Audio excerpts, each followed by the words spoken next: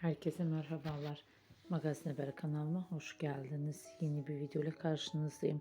Bugünkü paylaşımlarım çifte kumrular Erkan Meriç ve Yağmur Öztürk'ten olacak. Yaska dizisinin başarılı partnerleri özel hayat aşk yaşıyor. Sevgili olduklarını herkese duyuran çiftler aşklarını düğünle tamamladı. Yakında evlilikleriyle sosyal medya gündem olan ikilinin yeni fotoları, güzel paylaşımları geldi.